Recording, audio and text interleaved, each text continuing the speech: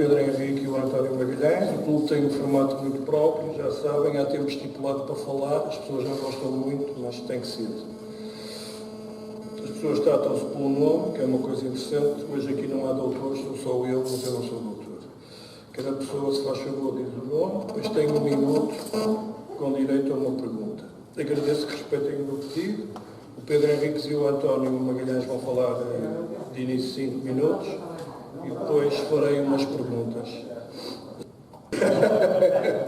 Nas 7 temporadas seguintes, sempre na primeira divisão, Pedro Henriques representou o Vitória de Setúbal, o Belenenses, Santa Clara, a Académica e retirou-se com 31 anos. É verdade? 30. Uma coisa fantástica, foi internacional, estive aqui a ver, em todas as camadas jovens, menos na A. Ali no jantar perguntei porquê, porque havia vários... Concorrência era forte. Mas 49. A ideia de fundar um novo jornal desportivo foi do antigo atleta Manuel Dias, que financiou em grande parte a operação. E convidou o jornalista José Manuel Poças, da Bola, e o professor de Educação Física, Fernando Ferreira, que foram o primeiro diretor. Verdade? E tenho, já agora, aproveitando, tem uma história copiada, que o fundador do Record, ele fundou o Record, era atleta, e fundou o Record porque ganhou a lotaria. E com esse dinheiro, ele corria e era ardina. Portanto, ele achava que tinha algum conhecimento do negócio, e, portanto, o dinheiro que ele ganhou na lotaria, investiu na Fundação Nacional. Muito bem. Aceito o cargo de diretor adjunto do Record. Pronto, é um dos diretores, entre outros, que passaram por lá. Penso que passou a ser diretor a partir de 2 de setembro de 2014. Pronto, uma salva de palmas. Vou aproveitar e agradecer primeiro o convite para estar presente.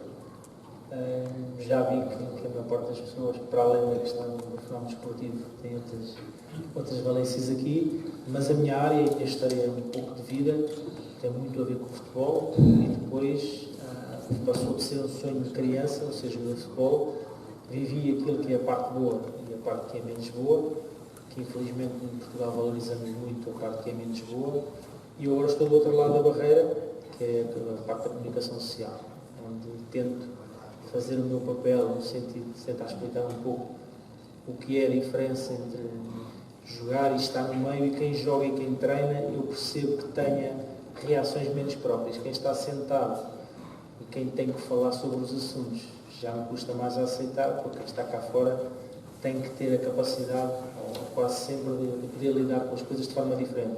Vais primeiro. Sabes estar. Obrigado. Obrigado pelo convite. É um prazer, prazer. Não exerci a minha influência de diretor para impor aqui a minha presença. Bom, o Pedro já falou de muita coisa e, inevitavelmente, vamos entrar muito na área do futebol e, inevitavelmente, também da relação com a comunicação social. Publico no jornal e sei que 10 minutos depois, ou 4 horas depois, alguém digitaliza a entrevista que está no papel e põe no Facebook, no seu blog, até às vezes outros órgãos de informação o fazem com grande descaramento, sem sequer citar a fonte. E, portanto, está tudo em causa, não é? Estão em causa os projetos jornalísticos e está até em causa o próprio jornalismo. O jornalismo deve ser visto como um pilar da democracia. Mas a verdade é que, hoje por hoje, se há qualquer informação que é veiculada numa rede social, muitas vezes é tida por verdadeira, sendo mentira. Bom, olha uma coisa, há outra coisa que também as pessoas dizem, que os seus comentários são tendenciosos. Eu, por acaso, são sempre. Está sempre a defender o Ronaldo, está ali um que adora o Messi. Não, mas eu tenho a vantagem de poder gostar do Está Ronaldo. sempre a atacar o Porto, às vezes é o Benfica, às vezes não percebo isso, não sei. Não, mas eu estou a dizer o que as pessoas dizem, não é eu. Para mim também me dizem 10 para a camisola e pergunto qual é a camisola. Porque uma semana dizem que eu sou anti-Benfica, depois na segunda já me chamam Lampião, depois na outra a seguir já sou do... Não, mas eu não é os nomes que chamam, e portanto não sei, o Sporting tem... Não sei. É melhor não comentar jogos nacionais. Não, mas eu estou descansado, porque uma vez, eu lembro-me deste, é um caso que não envolve uma equipa grande, exceto para os adeptos desses clubes, que é o Vitória de Setúbal e o Vitória de Guimarães, que eu não posso dizer nem Setúbal nem Guimarães, que eles ficam os dois chateados, portanto, é Vitória de Setúbal e Vitória de Guimarães, e então o jogo foi horrível, deviam ter perdido os dois, o árbitro errou para um lado e para o outro, e acabou por ganhar a Vitória de Guimarães. E então, depois no Facebook, entretanto, deixei de ligar a isso, comecei a ver um ou outro do Vitória de Setúbal a dizer que eu era um tendencioso e que só estava a atacar o Vitória de Setúbal. E os do Vitória de Guimarães que diziam que eu era um tendencioso que só estava a atacar o Vitória de Guimarães e disse, pá, resolvam. E como bem nos lembramos, uma das grandes armas, trunfos do João Rocha como presidente do Sporting foi investir muito nas modalidades.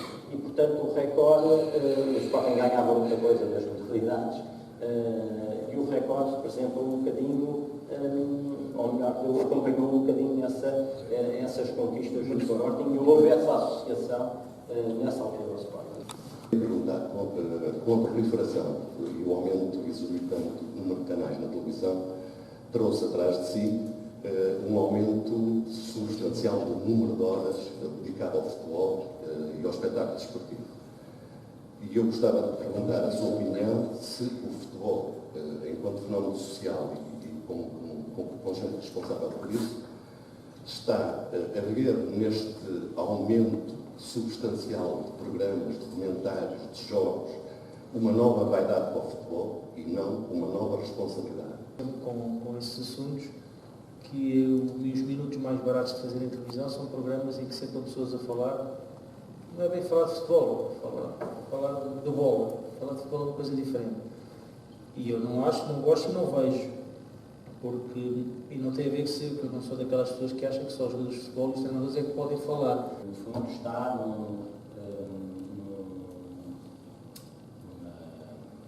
numa empresa que pagou pelos direitos de transmissão televisiva. Portanto, para a Sport TV tem acesso no final do jogo a falar com os treinadores, com os jogadores. Quando eles não amam. Mas são obrigados a falar. Eles são obrigados, claro, senão é uma multa. Mas agora, António, só uma parte assim, a Sport TV paga, mas todos os outros colocam sem pagar. Claro, não. Todas as televisões, as imagens de TV vão pagar. Qualquer dia os jornais vão ser obrigados a pagar para assistirem ao jogo, como acontece já com as rádios quando vão lá fora pagam. Exatamente. Aqui é tudo à volta. Mas se quisermos, todos pagamos, então.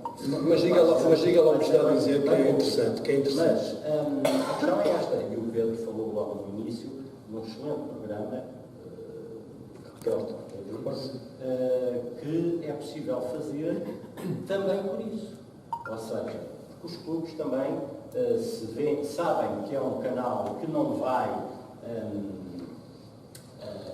procurar, o exercício do jornalismo não é apenas de uma forma, sobretudo, de entretenimento, enquanto que num jornal há a preocupação de informar. Muito bem. Vamos lá. Está ali aquele senhor.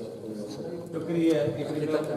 Não tem que falar. Não, sim, como é que se chama? José Vasconcelos. Faz favor. Em primeiro lugar, dizer ao Pedro Henriques, que me lembro dele, e lamento profundamente, para ser um bom atleta também é preciso ter um pouco de sorte. E você passou ao lado da sorte. Porque era um grande atleta e podia ser hoje um atleta de referência. Em relação a si... A mim? Não. A si, sim. A si, sim. Muitos parabéns pelos debates que ao longo da sua vida tem feito nestes encontros. E muitos parabéns por ser um possível futuro Presidente da Câmara de Guerra. Muito bem. O diretor do Record. O Record é, efetivamente, um jornal que pode ser associado ao Sporting. Mas o jornalismo, acima de tudo, tem que ter um pendor, que o pendor é informar com isenção e não fazer depois a seguir o resultado da notícia. José Vasconcelos, trabalha no Record? Não. O que é que faz? Não é descrição. Sou reformado com 380 euros. António Magalhães. ao doutor Magalhães do Record, queria dizer o seguinte: mantenha a mesma linha, mas informe e não comente a notícia. O comentar a notícia, levar a notícia para a tendência que a gente quer, é difícil, mas tem que ser possível. Muito bem. É isso que eu quero dizer. Obrigado, Zé. Pedro.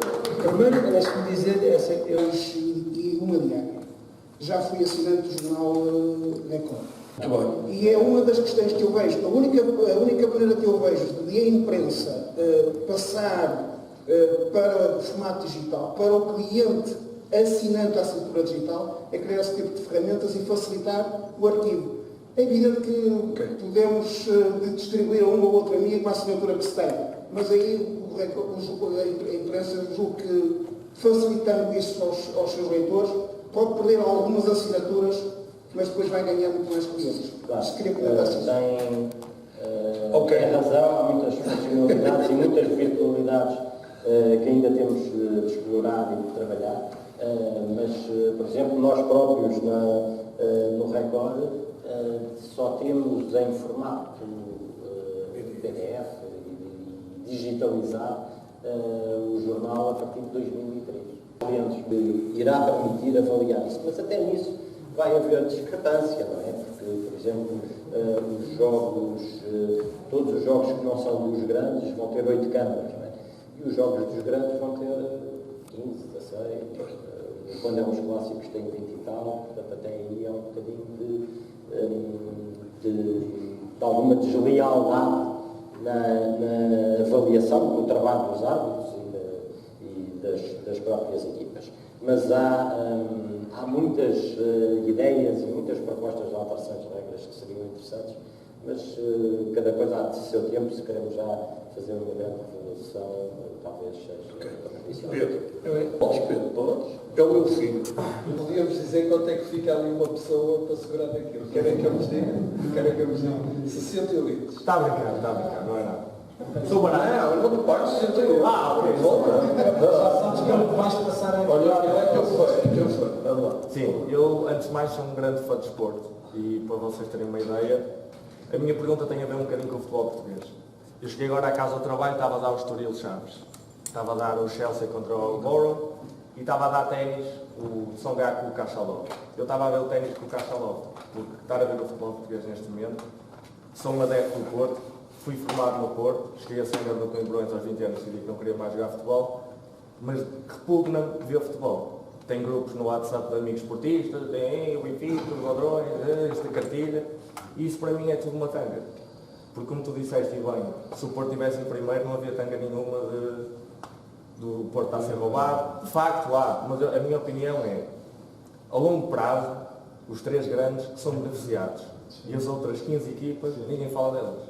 Ninguém fala. Ninguém fala se o Tondela foi roubado, se o Setúbal foi roubado, seja o que for. Agora para o futebol português crescer, porque nós temos grandes executantes de futebol e vê-se na Europa, o que é que o futebol português pode fazer para além de não responder em dinheiro, porque o futebol português de facto não tem dinheiro, mas a longo prazo o que é que o futebol português pode fazer, sem ser estas questões de vender jornais e tudo mais, o que é que podemos fazer para estar a par, não sei, em termos financeiros, de poder manter os jogadores como uma liga francesa, não sei, uma liga holandesa, que se calhar agora nem tanto, mas o que é que nós podemos fazer? Para nós termos uma ideia, um Championship de Inglaterra, qualquer clube se calhar tem um orçamento de um Porto, de um Benfica ou de um Sporting. O que é que o futebol português pode fazer? O que é que a comunicação social pode fazer? O que é que nós podemos fazer para ajudar? Para os dois? É, para os dois. Mentiste aí numa coisa. Ontem, aos 75 minutos, estavas a ver o jogo e foste para a cama. Qual jogo? Gol do Benfica. Portanto, ele é portista. Mas eu acho que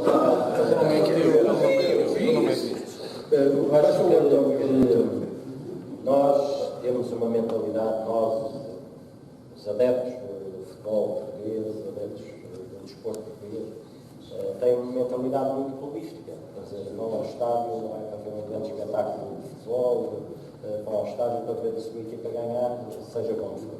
Com a mão, offside, penalti, seja o que for. Começa, portanto, por aí. A mentalidade não se muda assim tão facilmente. Em termos práticos, eu acho que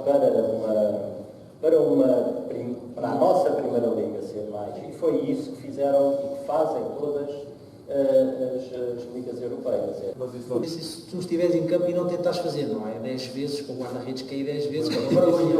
Isso é uma vergonha, isso que eu estou a dizer. Agora eu em campo, se estiver lá a acontecer, uma vez eu faria, ficar ali um bocadinho, a assistência, para que alguém pudesse equilibrar um bocadinho as coisas. Agora o árbitro está lá para ver o que é normal e o que é ridículo. Okay. O ridículo é penalizar com o triplo do tempo, na minha opinião. Ok. Opa, vamos terminar o debate. Tenho que terminar o debate, peço desculpa. Obrigado por virem, foi um prazer, gostei imenso. Há uma coisa que eu vos pedia, no dia 1 pedia-vos a todos para virem cá, porque o clube é um momento histórico do clube, é a internacionalização do clube. Não interessa quem é, não vou dizer. É a internacionalização do clube, é um momento histórico para mim. Digo isto com vaidade, porque eu já tive Presidente da República, Primeiro-Ministro, portanto a gente tem que subir o patamar. Provavelmente vamos um dia ter alguém da Lua, provavelmente. Não. Olha, obrigado. Uma salva de palmas para eles. Obrigado.